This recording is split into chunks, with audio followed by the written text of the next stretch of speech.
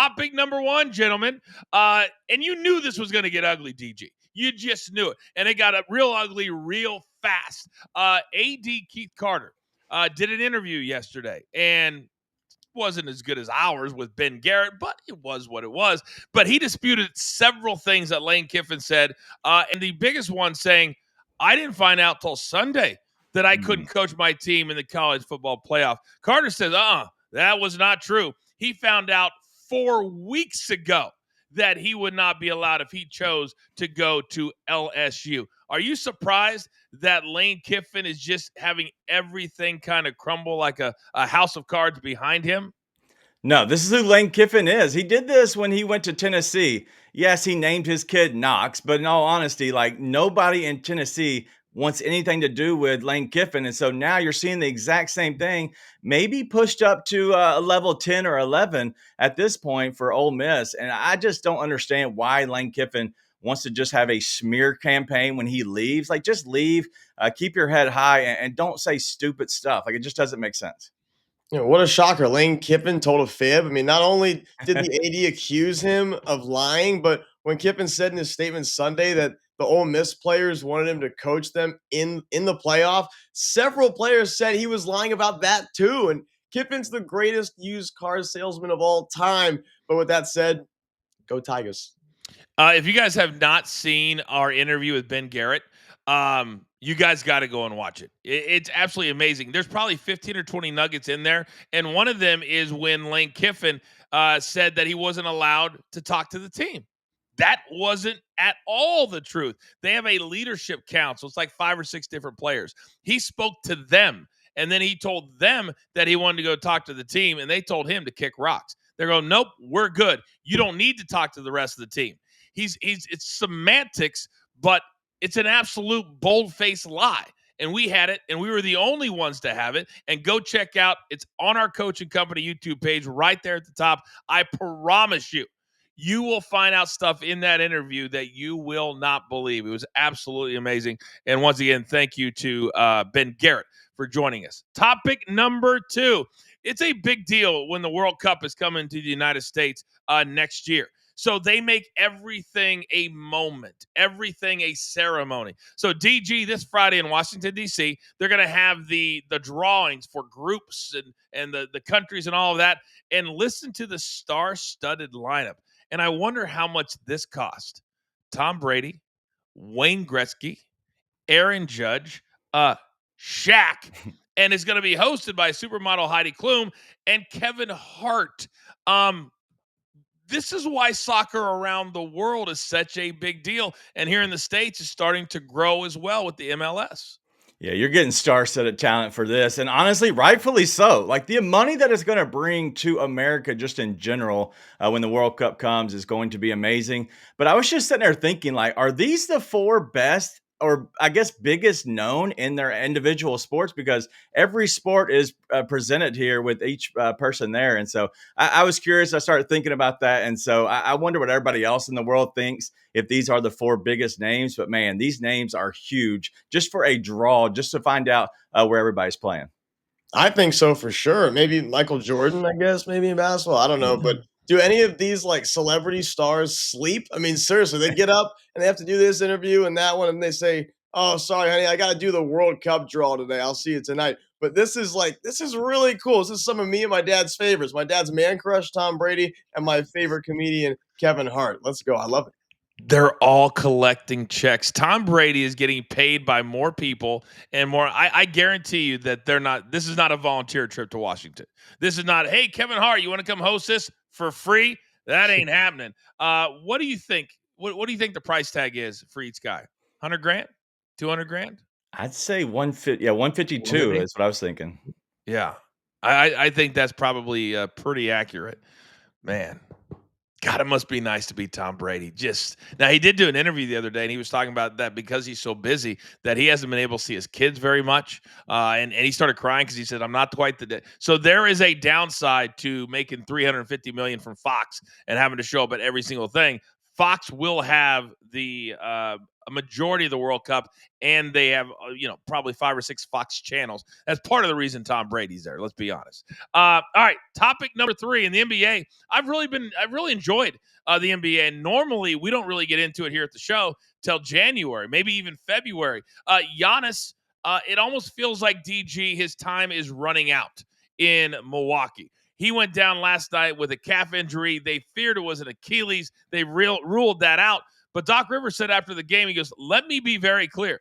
Giannis has not asked for a trade, despite the rumor mill going crazy that he is mulling his future in Milwaukee.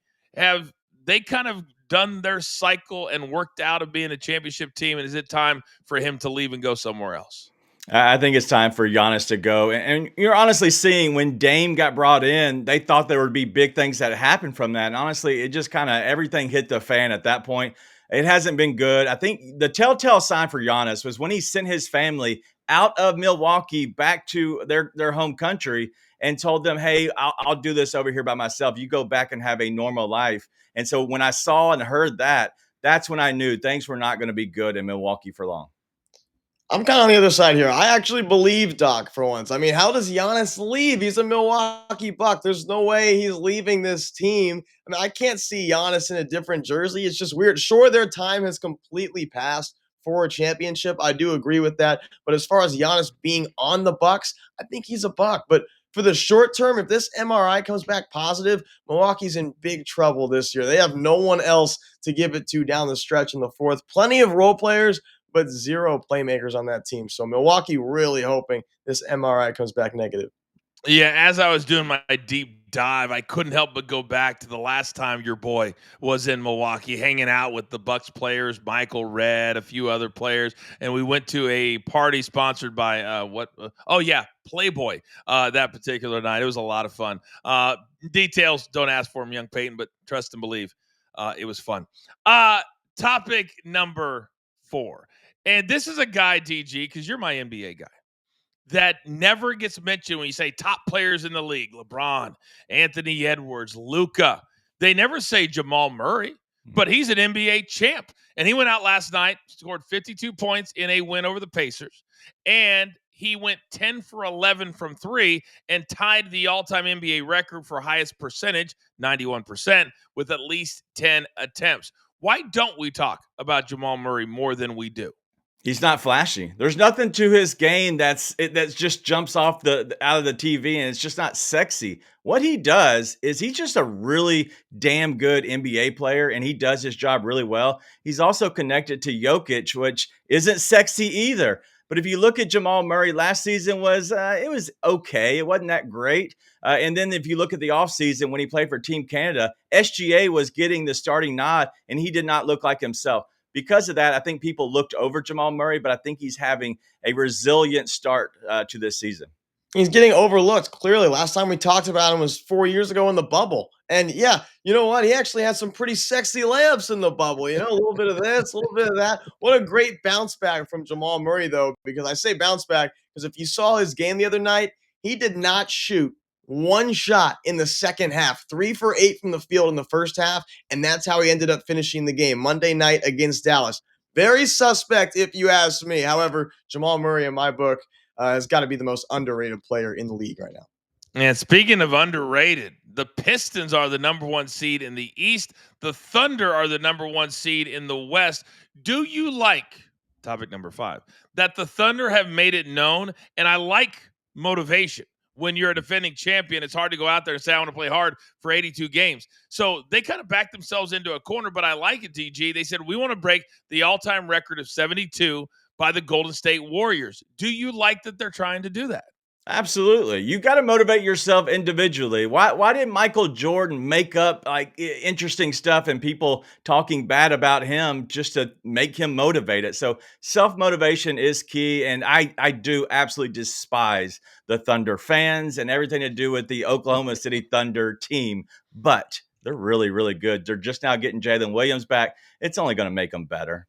It's so easy to overlook the regular season, especially after you go and win the NBA Finals as a young team as well. So these mid-November games against the Portland Trailblazers in the regular season. Not exactly the sexiest thing in the world, but actually ended up being the one game they lost. However, the Thunder have lost that one game, and no, they've really played absolutely exceptional lately. I'm really impressed by how they've played and how they've treated this season. It's amazing when you look at the records right now. Thunder 21-1, Lakers are the 2 seed 15-5 without LeBron for most of it so far. Houston 14-5, KD's playing at a really really high level, but he's missed some time. And then you got San Antonio without Wemby. So these teams are figuring it out, and I think that it's going to be a blessing in disguise for the Spurs, for Houston, and for the Lakers that they played some significant time and games without their three big superstars. Gentlemen, well done on Front Page News. And by the way, Peyton, producer man, let me know that it was frozen and maybe not shake out the head with, like I'm assuming that's what you do when you get out of the shower in the morning. Yep, of course. A little under the weather today, Coach, but I'm here. I can't tell. This is the flu I shot. haven't been able to do that since, like 20 years ago with this beautiful dome.